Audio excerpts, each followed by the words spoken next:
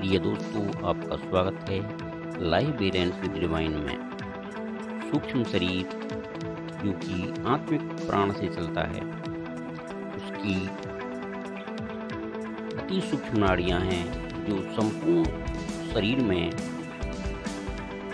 एक जाल की तरह बिछी हुई हैं, पूरे अस्तित्व को कवर करे हुए हैं, घेरे हुए हैं। वो लगभग 3,50,000 हैं। उनमें भी 72,000 महत्वपूर्ण हैं।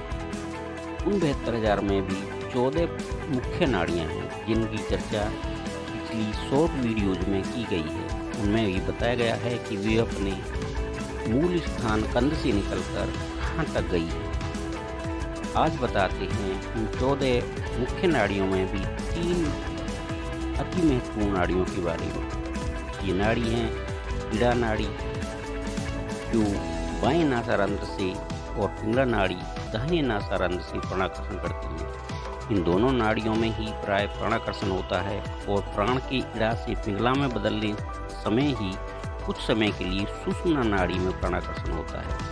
यह दोनों नाड़ियाँ तीसरी नाड़ी सुषुम्ना के साथ साथ इड़ा नाड़ी बाएं से दाएं और सुषुम्ना दाएं से बाएं मूलाधार चक्र से स्वादिष्ठान अर्थात मूलाधार चक्र पर इड़ा बाएं तरफ से तो स्वादिष्ठान पर दाहिनी तरफ से जाती है और पिंगला मूलाधार चक्र पर दाहिनी तरफ से तो स्वादिष्ठान चक्र पर बाएं तरफ से जाती है। इसी प्रकार एक दूसरे को ऊपर के चक्रों मणिपुर चक्र, अनाहत चक्र, विशुद्ध चक्र और आज्ञा चक्र तक दोनों नाड़ियाँ पिंगला नाड़ी और इड़ा नाड़ी सुषुम्ना के दाएं बाएं से होते हुए आज्ञा चक्र तक जाती है। वहाँ से केवल सुषुम्ना नाड़ी ही ऊपर जाती है। इड़ा तथा पिंगला नाड़ियाँ सूक्ष्म प्राण का संचार करने वाली होती हैं। ये दोनों प्रमुख नाड़ियाँ स्थूल शरीर की अनुभूति एवं प्राणानुभूति की कड़ी के रूप में मुख्यतः कार्य करती हैं। इड़ा बाएं और पिंगला दाहिने नासास्वर से प्रभावित होती हैं, अर्थात बहती हैं, चलती हैं, या ऐसे समझें कि जब प्राणाकर्षण बाईं तरफ से चलता है, बहता है तो इड़ा नाड़ी से और दाएं तरफ से चलता है तो पिंगला नाड़ी से। पिंगला शिव स्वरूपा और इड़ा शक्ति स्वरूपा है, अर्थात पिंगला पुरुष और इड़ा नाड़ी स्वरूपा है। पिंगला रक्त वर्णी और इड़ा नील वर्णी है। पिंगला सूर्य का और इड़ा चंद्रमा का प्रतिनिधित्व करती है।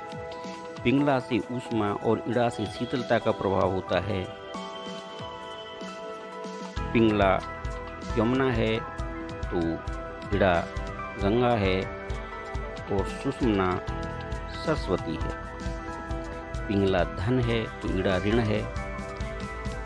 जिस तरफ से ज़्यादा प्राण का प्रवाह हो रहा है, यदि बाएं से इड़ा नाड़ी अर्थात शीतलता का प्रादुर्भाव पैदा हो रहा है, यदि दाएं नासारंध्र से नासिका छिद्र से तो पिंगला नाड़ी अर्थात सूर्य का प्रभाव तेज या गर्माहट का प्रादुर्भाव हो रहा है। इसको आप अपने ध्यान के द्वारा नासाग्र पर ले जाकर देख सकते हैं, जांच सकते हैं। और खास आपके लिए यदि भोजन करते समय दाएं तरफ से आप अपने श्वास को अर्थात पिंगला नाड़ी से चला लेते हैं तो आपकी पाचन क्रिया बलवान होती है और पाचन क्रिया सदैव सही बनी रहती है। पेय पदार्थ, जल, दूध आदि ग्रहण करते समय बाएं तरफ से श्वास चलती है या आप चला लेते हैं तो यूरिन संबंधी सिस्टम सही बना रहता है, रक्त संचार संतुलित बना रहता है। संभव है नाड़ी शोधन हो जाने के बाद आपके संकल्प मार्ग से आपकी श्वास आपके अनुसार चलने लगती है। इसके लिए बने रहिए हमारे साथ। पिंगला नाड़ी और इड़ा नाड़ी समय का प्रतिनिधित्व करती हैं। पिंगला के गतिमान होने अर्थात पिंगला नाड़ी के प्राण का प्रवाह होने पर शरीर में अधिक तेज ऊष्मा का निर्माण होता है और शरीर अधिक गतिशील हो जाता है। शरीर की कार्य क्षमता बढ़ जाती है। अतः यदि आप बल के कार्य करते समय पिंगला की प्राण प्रवाह कर लेते हैं तो सफलता की प्रायिकता कई गुना बढ़ जाती है।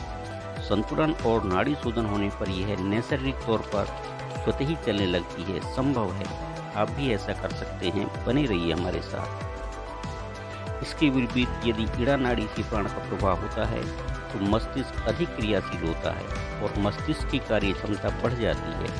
सोचने समझने की शक्ति, विचारों की अभिव्यक्ति बढ़ जाती है।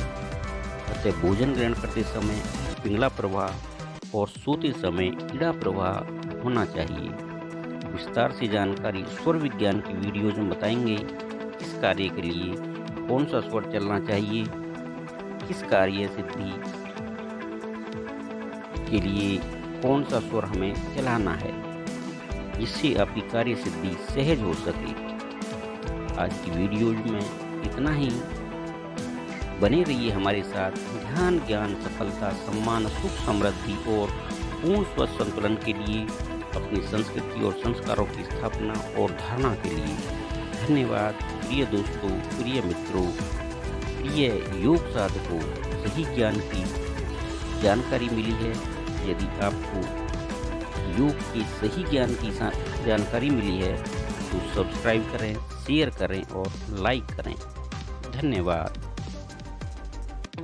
धन्यवाद दोस्तों, हमारे साथ बने रहने के लिए, सब्सक्राइब करने के लिए और शेयर करने के लिए। संतुलन के लिए, अपने स्वास्थ्य संतुलन के लिए, सही ज्ञान के लिए और सही संस्कार स्थापना के लिए। दोस्तों, आपका पुनः धन्यवाद। धन्यवाद। धन्यवाद।